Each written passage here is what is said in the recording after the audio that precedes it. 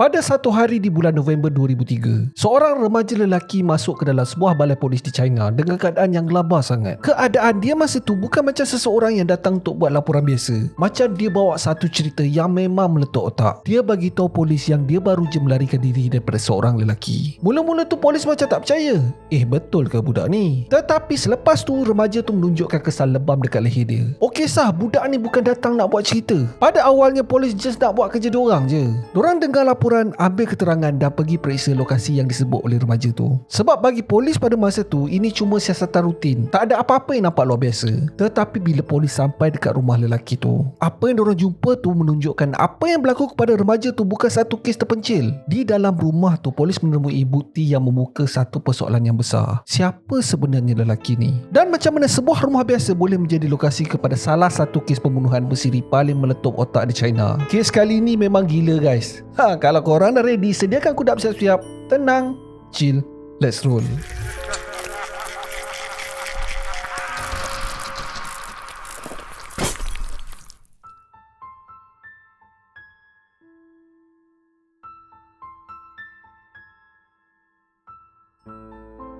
Berdasarkan laporan yang diterima, polis pergi ke rumah lelaki itu untuk jalankan siasatan biasa.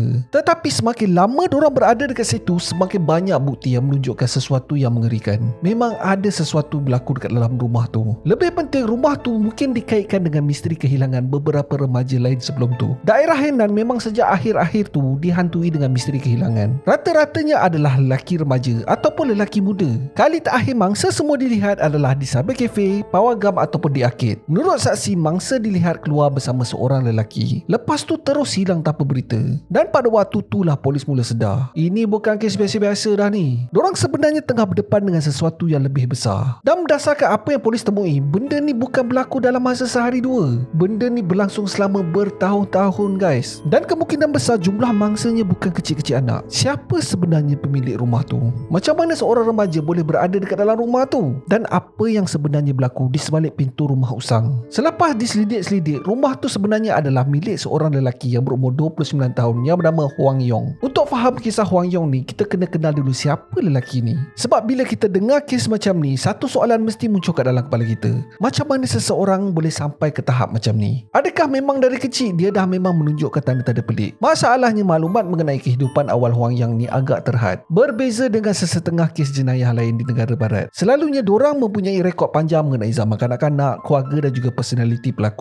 Tetapi dalam kes Huang Yong ni tak banyak yang diketahui. Apa yang diketahui adalah dia dilahirkan pada tahun 1974 di wilayah Henan, China. Itu je. Kita tak tahu macam mana zaman dia membesar. Kita tak tahu macam mana hubungan dia dengan keluarga dia, sama ada toksik ke tak. Dan kita juga tak tahu macam mana perangai dia masa dia muda. Dan benda inilah sebenarnya menjadi satu cabaran untuk kita cover kes-kes jenayah daripada China. Akses kepada laporan media dan maklumat awam untuk sesetengah kes memang terhad. Lebih-lebih lagi bila melibatkan kes yang boleh memberikan gambaran negatif kepada negara tu. Bukan setakat maklumatnya, gambar pun apa pening nak cari. Kadang-kadang tu kita dah tahu apa yang seseorang tu dah lakukan, tetapi kita kurang tahu siapa diorang ni sebelum semua ni berlaku. Menurut saksi, sebelum kes ni terbongkar, Huang Yong menjalani kehidupan macam orang biasa. Tak ada apa pun yang pelik. Dia pernah menyertai tentera pada satu ketika. Selepas tu dia bekerja sebagai pekerja ladang sebelum kembali ke kampung asalnya di Henan. Tak banyak rekod yang menunjukkan dia adalah seorang yang menarik perhatian orang ramai. Tetapi ada satu benda yang muncul dalam kisah Huang Yong, iaitu minat dia terhadap dunia PC gaming dan juga fiction. Dekat sini Abang Bon nak jelaskan satu benda. Minat terhadap game ni bukan sesuatu yang pelik. Ramai juga yang tu bangka masih lagi main game sampai sekarang. Abang Bon yang remaja matang ni pun masih lagi layan game. So masalah dia bukan dekat game tu sendiri. Tetapi bayangkan situasi macam ni. Seorang lelaki biasa mempunyai minat yang sama untuk mendekati remaja yang tak dikenali. Dia duduk dengan orang,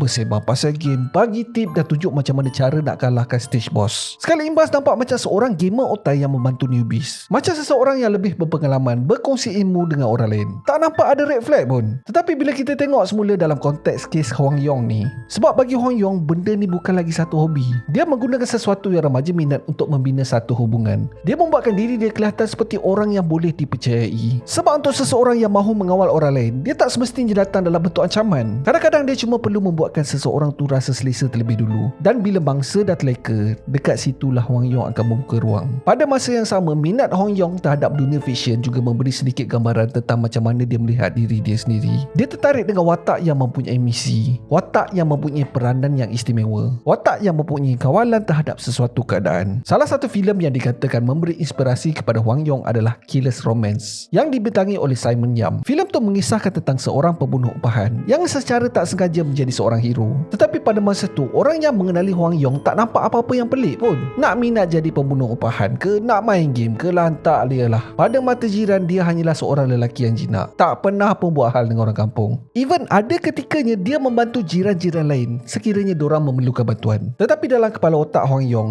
dia bukan sekadar minat je guys. Dia punya minat tu dah bertukar menjadi obsesi.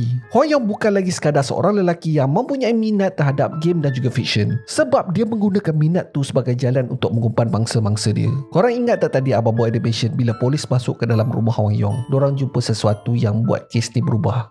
Okey, sekarang kita dah sampai part tu. Sebab apa yang polis jumpa dekat dalam rumah Hwang Yong ni bukan saja mengesahkan laporan remaja tu, benda tu juga membuka satu gambaran yang lebih besar tentang apa sebenarnya yang berlaku. Dan lebih pelik lagi, bila polis sampai dekat rumah tu, Hwang Yong relax je guys. Dia ada dekat dalam rumah. Lelaki yang didakwa melakukan penyiksaan akhirnya berada di depan mata polis. Tak banyak cakap, Hwang Yong terus ditahan dan dibawa ke balai polis untuk disoal siasat. Dan antara penemuan yang paling menarik perhatian polis adalah satu ciptaan pelik yang dibuat oleh Hwang Yong sendiri. Hwang Yong menggelarkan alat tu sebagai Intelligent Wooden Horse. Bila kita dengar nama tu, mungkin kita bayangkan sesuatu yang pelik ataupun luar biasa. Tetapi sekilas pandang, benda tu nampak macam satu objek kayu, sesuatu yang datang daripada imajinasi seseorang. Intelligent Wooden Horse dikatakan menyerupai struktur kayu yang berbentuk kuda ataupun tempat duduk. Benda tu tak nampak pelik sangat tau. Tetapi masalahnya bukan bentuk alat tu. Masalahnya adalah macam mana Hwang Yong menggunakan alat tu. Dia telah mencipta satu permainan yang dikenali sebagai God Riding the Wooden Horse. Menurut laporan, mangsa akan diletakkan di atas alat tu dengan tangan dan kaki mereka diikat. Selepas tu Hwang Yong akan melakukan tindakan yang menjadi sebahagian daripada permainan ciptaan dia. Korang just imagine kuda. Tetapi dalam kes ni, kuda tu adalah mangsa dia.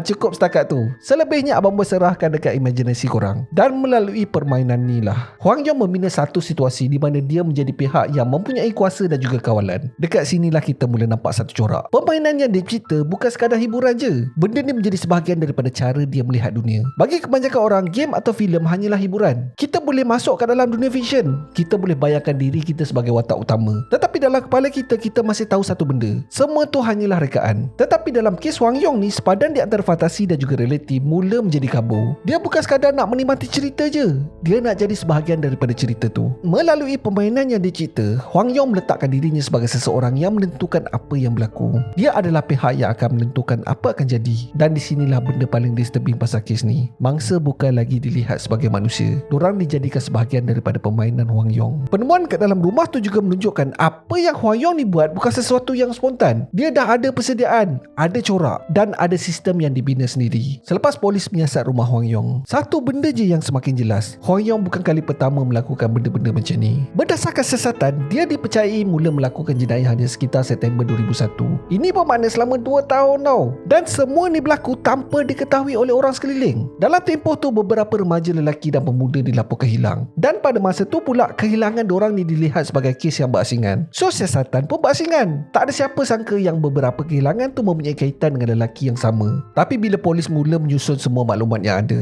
diorang mula nampak satu corak. Kebanyakan mangsa Hwang Yong ni mempunyai persamaan tertentu. Diorang adalah golongan yang mudah didekati. Dan cara Hwang Yong mendekati diorang pun mempunyai persamaan. Tapi mungkin ada satu persoalan yang bermain dalam kepala korang. Selama 2 tahun Hwang Yong dah buat benda jijik ni, takkan tak ada siapa pun jiran yang perasan? Okey, dia ada 2. Satu disebabkan tempat dia agak terpencil. Dia sebuah rumah di hujung kampung. Tetapi satu sebab yang paling utama adalah si Hwang Yong ni berjaya mengekalkan imej sebagai seorang lelaki biasa. Dia keluar berinteraksi dengan orang dan daripada luar tak ada apa-apa pun yang nampak pelik. Tapi itulah, kadang-kadang orang yang paling susah dikesan bukan orang yang bersembunyi sepanjang masa, tetapi orang yang nampak macam tak ada apa-apa untuk disorok. Dan lagi satu soalan yang polis hadapi sekarang adalah, dekat mana sebenarnya dia melupuskan jasad mangsa-mangsa dia? So sebelum kita jawab soalan tu, kita perlu kembali kepada remaja yang membuka keseluruhan kes ni. Dia adalah satu-satunya mangsa yang berjaya keluar daripada genggaman Hwang Yong, dan disebabkan dia lah semua ni terbongkar. Nama remaja tu adalah Zhang Liang. Pada November 2003, Zhang Liang yang pada masa tu berumur 16 tahun bertemu dengan Huang Yong di sebuah cyber cafe. Walaupun dia masih lagi mentah, tapi Abang Boy rasa takkanlah senang-senang dia nak ikut stranger, betul tak? Sebenarnya sebelum kejadian, Huang Yong ni dah berapa kali dah mendekati dia. Dan macam biasalah, Huang Yong akan menggunakan modus operandi dia. Dia membantu Zhang Liang ni bermain game. Dia berkongsi tip. Dia menunjukkan dirinya sebagai seorang yang tahu apa yang dibuat. Sekali imbas pada Zhang Liang, Huang Yong ni bukan seorang yang mencurigakan. Dia cuma seorang brother yang nampak cool. Seorang gamer otai yang tahu banyak benda. Dekat sinilah kita kena faham cara manipulasi tu berfungsi. Cara Huang Yong mendekati mangsa ni bukan berlaku dalam masa satu hari je. Cara dia cucuk jarum memang makan masa.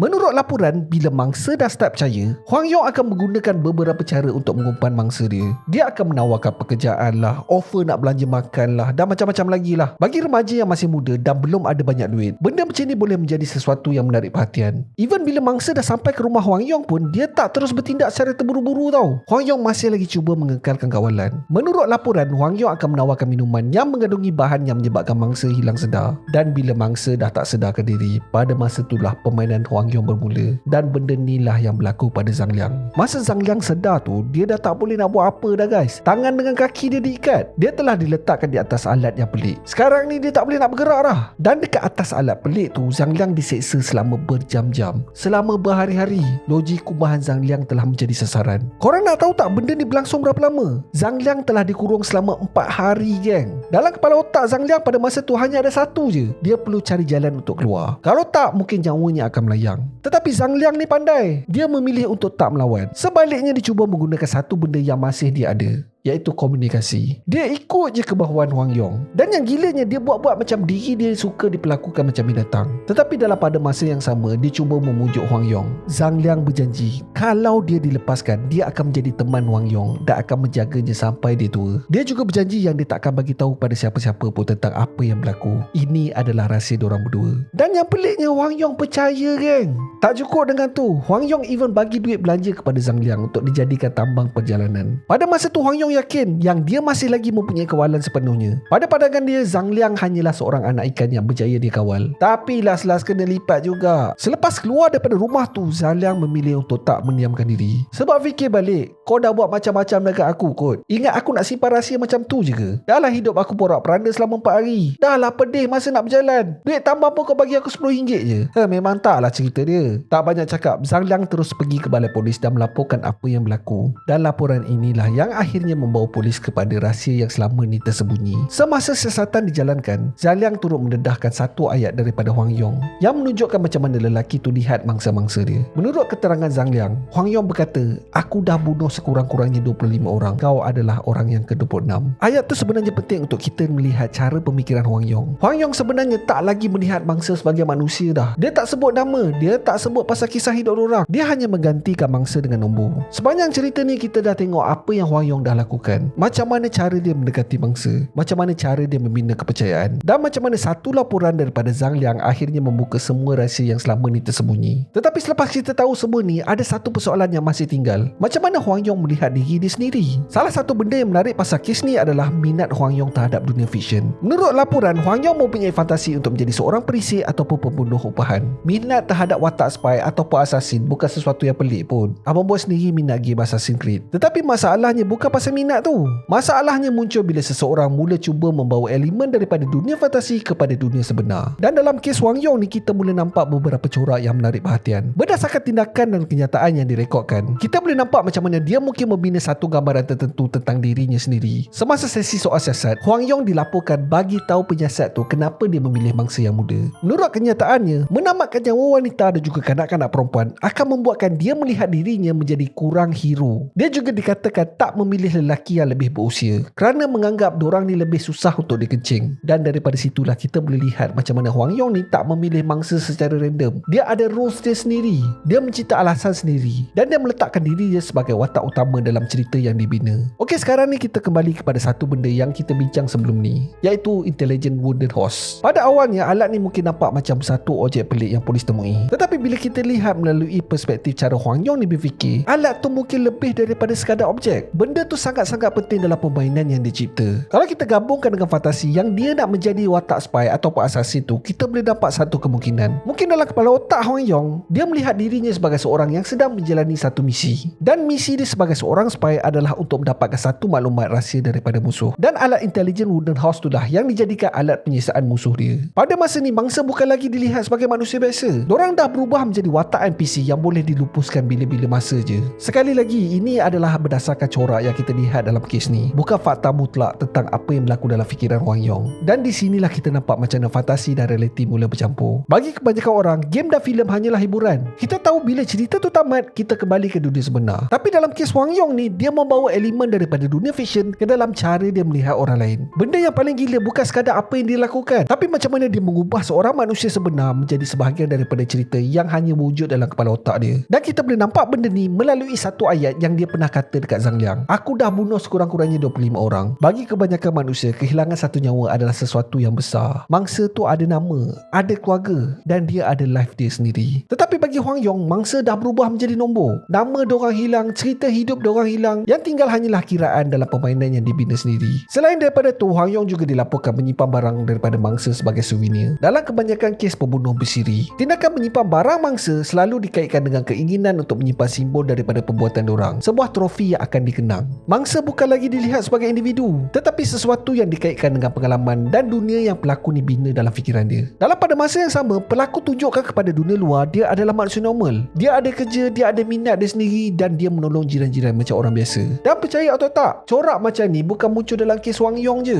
Dalam sejarah jenayah, terdapat beberapa pembunuh bersiri lain yang turut membina persona tertentu di sebalik kehidupan biasa diorang. Contoh pertama adalah Ted Bundy. Ted Bundy dikenali sebagai seseorang yang mampu membina imej yang membuatkan orang lain percaya kepada dia. Daripada luar, dia nampak macam lelaki biasa je. Dia mendapat gelaran A Charming Stranger. Tetapi dia punya ayat, besi pun boleh cair guys. Korang bayangkan satu benda je lah. Dia ni bukan drive Ferrari ke, bukan naik Porsche ke. Dia bawa Volkswagen kuning je guys. Tetapi dengan menggunakan kereta cabuk macam tu pun, ramai wanita percaya dengan dia dan telah menjadi mangsa. Contoh kedua adalah Dennis Rader ataupun BTK. Pada hari-hari biasa, dia adalah seorang ahli jawatan kuasa gereja. Tetapi dalam pada masa yang sama, dia mencipta identiti BTK sebagai satu persona yang sangat-sangat berbeza. Dia punya ganas tu memang mengalahkan setan. Dan yang ketiga adalah John Wayne Gacy, atau lebih dikenali sebagai The Killer Clown. John Wayne Gacy membina imej sebagai seseorang yang dihormati dalam masyarakat. Dia dah ada keluarga, dia dah ada syarikat sendiri, dan dia juga aktif dalam komuniti. Tetapi di sebalik imej tu tersembunyi sisi gelap yang sangat-sangat berbeza.